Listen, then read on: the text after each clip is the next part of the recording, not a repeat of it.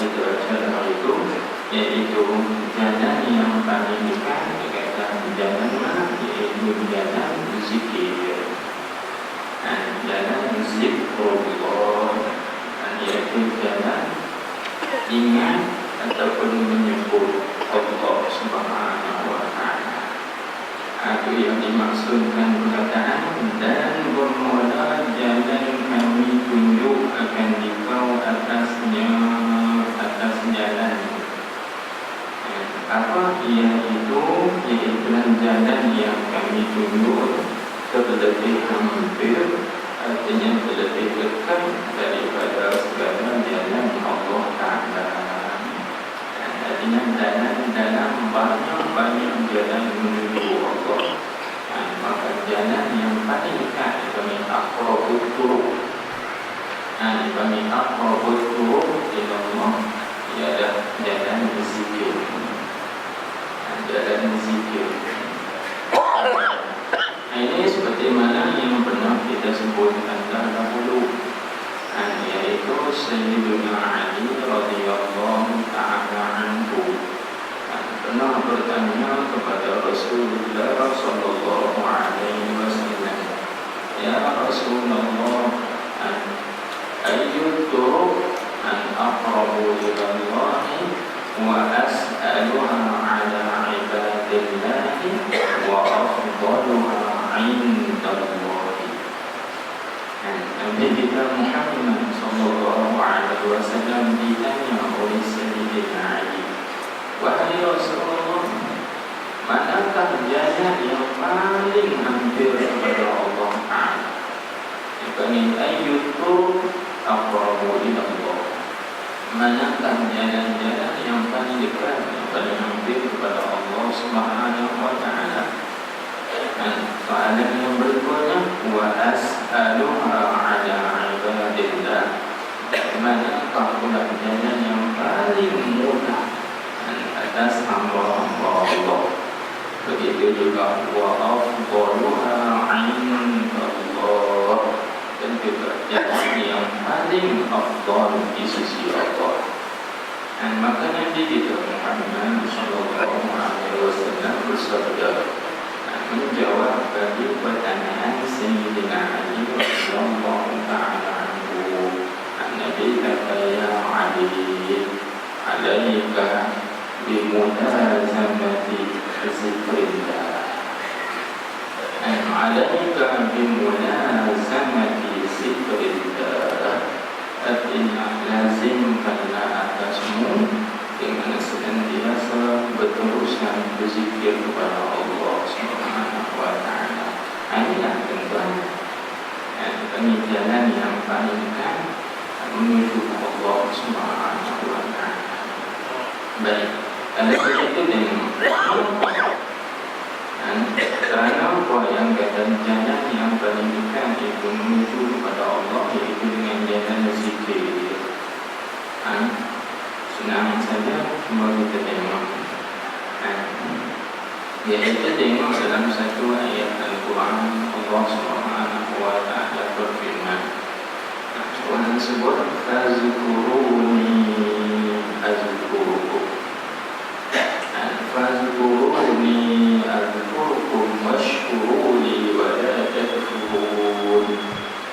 Tuhan sebut, fazkuruni azkurukum. Maka sebutlah oleh kamu akan dapat, ingatlah oleh kamu akan dapat. Maknanya sebutlah oleh kamu akan dapat dengan lidah-lidah kamu, dan juga ingatlah oleh kamu akan dapat dengan hati-hati kamu. Bila kamu sebut aku dengan lidah kamu, dan juga kamu ingatkan aku dengan hati kamu, azkur, nescaya aku juga akan ingat kepada kamu. Nescaya aku juga akan sebutkan kamu. Cuba kita tengok, bila kita ingat kepada Allah, Allah ingatkan kita. Maksudnya kita ambil makhluk, bila kita lupa pada Allah, Allah lupa pada kita. Baik, ini satu perkara yang perlu kita pahami. Kemudian kalau kita tengok dalam ayat yang lain,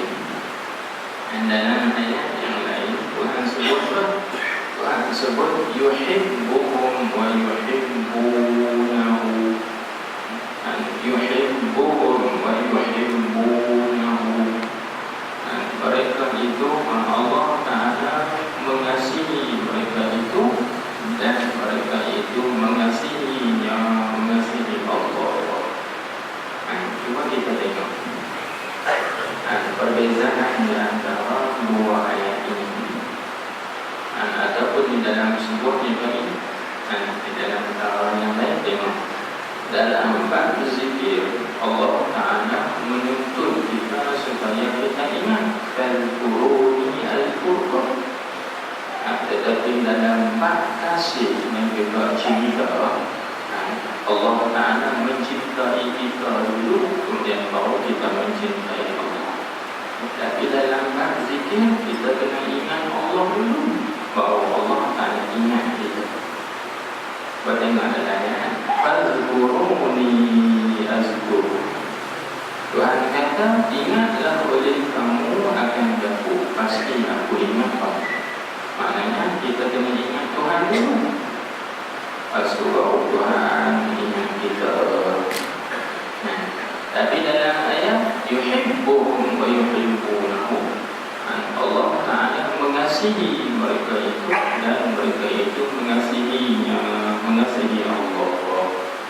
Dalam bab hub, dalam bab mahabbah, dalam bab kecintaan, Allah Ta'ala mencintai dulu, tapi baru kita mencintai Allah. Ini apabila dua benda ni. Dalam bab zikir kita kena ingat Tuhan dulu, baru Tuhan ingat kita. Kalau dalam bab cinta, Tuhan cinta kita dulu, baru kita cinta Tuhan. Maka persoalan ini tuan-tuan disebutkan di dalam kitab Nuzhatul Majalis wa Muntakhabul Nafais, Syekh Abdul Rahman As-Safuri Asy-Syafi'i radhiyallahu ta'ala anhu menyebut, benar satu ketika seorang murid bagi Syekh Abdul Qadir Al-Jailani radhiyallahu ta'ala anhu bertanya kepada beliau mengenai persoalan ini. Kenapa di dalam bab zikir Allah Ta'ala menuntut kita ingat Dia dulu, kemudian baru Tuhan ingat kita. Tetapi dalam bab cinta, dalam bab kasih, Tuhan mencintai kita dulu, kemudian baru kita mencintai Tuhan. Apa beza dia tuan-tuan? Maka Syekh Abdul Qadir Al-Jailani radhiyallahu ta'ala anhu menyebut, dia kata kerana maqam zikir adalah maqam talab, sedangkan maqam mahabbah dipanggil maqam tuhfatul hibah. Apabila maqam zikir dipanggil maqam talab, maqam mahabbah dipanggil maqam tuhfatul hibah. Apa makna maqam talab? Apa makna maqam tuhfatul hibah? Maqam talab maksudnya tempat tuntut. Jadi Allah Ta'ala menuntut kepada kita hamba-hamba ini supaya kita mengingatinya. Sebab itu Tuhan sebut Fazkuruni Azkur. Tahu di mana kata ada di dalamnya itu? Tahu di Fazkuruni lafaz kami lafaz fi'il amar. Fi'il amar, maka amat ditalab, tuntut. Tuntut itu sama ada tuntut wajib ataupun tuntut sunnah. Jadi hakikatnya selama mana tidak ada dalil yang lain yang memalingkan daripada wajib kepada sunnah, maka kita kekalkan makna wajib, iaitu tuntut wajib. Fazkuruni azkurkum. Tuhan kata, maka sebutlah oleh sekalian kamu akan aku, tuntut supaya kita sebut dia dengan lidah, dan juga Tuhan tuntut kepada kita hamba-hambanya ini bagi mengingatinya dengan hati. Kemudian bahawa Tuhan kata azkur, nescaya aku akan ingat kamu. Kalau kita ingat dia ingat kita. Sebab itu tentang bersalahan maqam mahabbah, maqam kecintaan. Maqam kecintaan itu dipanggil maqam tuhfatul hibah, iaitu hadiah pemberian. Dipanggil hadiah pemberian itu adalah anugerah daripada Allah Subhanahu wa Ta'ala. Nanti kita bincangkan sebab maqam mahabbah ini ya Tuhan, dipanggil mawahib. Ada dua perkara, mawahib dengan makasih. Kita kena faham istilah itu. Ada istilah dipanggil makasih, ada istilah mawahib. Makasih ini maknanya benda yang kita kena usaha. Benda yang kita kena usaha. Bila kita usaha dengan berterusan dan juga dengan berpanjangan, usaha dengan ikhlas hati, maka kerana Allah Ta'ala bukan ada tujuan nafsu, sedikit pun tidak ada kerana nafsu, ketika itu Allah Ta'ala bagi mawahib, artinya beberapa anugerah pemberian. Dia maqam mawahib. Sebab itu Imam Al-Ghazali rahimahullah ta'ala mengatakan bahawa maqam mahabbah dipanggil maqam al-ghayatul quswa wal zar'atul ulya. Jadi maqam al-ghayatul quswa, satu kesudahan kemuncak yang tinggi. Begitu juga orang kemuncak yang tinggi sekali. Maka tidak ada sebelum daripada maqam mahabbah, melainkan dia adalah muqaddimah bagi mahabbah saja. Dia sebagai pendahuluan bagi kecintaan. Begitu juga tidak ada maqam selepas daripada maqam mahabbah, melainkan maqam itu daripada yang mengikut ataupun samar kesan faedah buah hasil daripada maqam mahabbah. Betul-betul. Kalau kita nak sampai kepada maqam mahabbah, kita kena usaha dengan memperbanyakkan bertaubat. Jadi taubat ini dipanggil muqaddimah bagi mahabbah. Sebab itu cuba kita tengok dalam ayat Al-Quran. Al-Quran sebutnya Inna Allah yuhibbut tawwabin.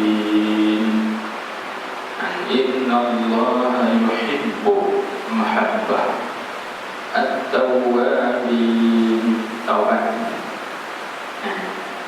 Sesungguhnya Allah Ta'ala kasih dan cinta kepada orang-orang yang banyak bertaubat. Jadi tuan-tuan, untuk nak dapat kecintaan Allah, nak dapat mahabbah Allah, kecintaan Allah, tak dapat tidak kita kena usaha memperbanyakkan taubat. Jadi dengan kita usaha memperbanyakkan taubat itu, seorang itu akan dapat mahabbah Allah, kecintaan Allah Subhanahu wa Ta'ala. Ini bagi dia tu. Sebab itu Syekh Abdul Qadir Al-Jailani yang menyebut begitu. Dia kata sebab maqam zikir adalah maqam talab, maqam tuntut.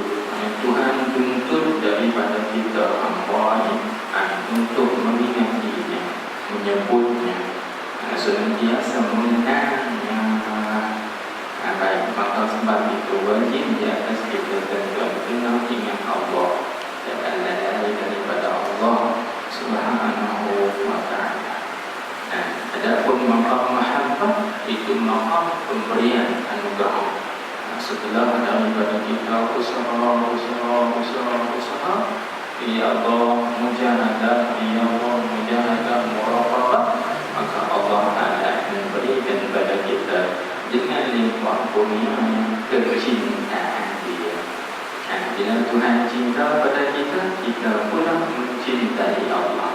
Ini dinamakan dengan al-hubbu al-mutabadil. Ini al-hubbu al-mutabadil, maksudnya cinta yang berbalas. Cinta yang berbalas. Tuhan mencintai, kita mencintai Allah Subhanahu wa ta'ala. Baik. Inilah yang kita bincangkan dia. Disebut di sini dia kata mana? Permodalan jalan yang kami tunjuk akan dibawa itu iaitulah jalan zikrullah. Iaitulah terlebih hampir, artinya terlebih dekat segala jalan Allah Ta'ala, yang jalan menuju Allah. Nak dapat redha Allah, nak dapat keampunan daripada Allah Subhanahu wa ta'ala, dan perbanyakkanlah berzikir. Sebab itu tuan-tuan yang kita sebutkan tadi, Sayyidina Ali pernah bertanya kepada Rasulullah, manakah jalan yang paling dekat kepada Allah? Nabi jawab, kata senantiasa berzikir. Yang kedua, Sayyidina Ali tanya lagi, manakah jalan yang paling mudah? Wa as'aluha ala ibadillah. Manakah jalan yang paling mudah atas hamba-hamba Allah? Zikir. 3 soalan, jawapannya 1. Apakah jalan yang paling dekat? Zikir. Apakah jalan yang paling mudah? Zikir. Dan juga apakah jalan yang paling afdal sekali di sisi Allah? Zikir. 3 soalan, 1 jawapan. Jadi 1 jawapan itu jawab dari 3 soalan tersebut. Ayyul turuq aqrabu ila Allah wa as'aluha ala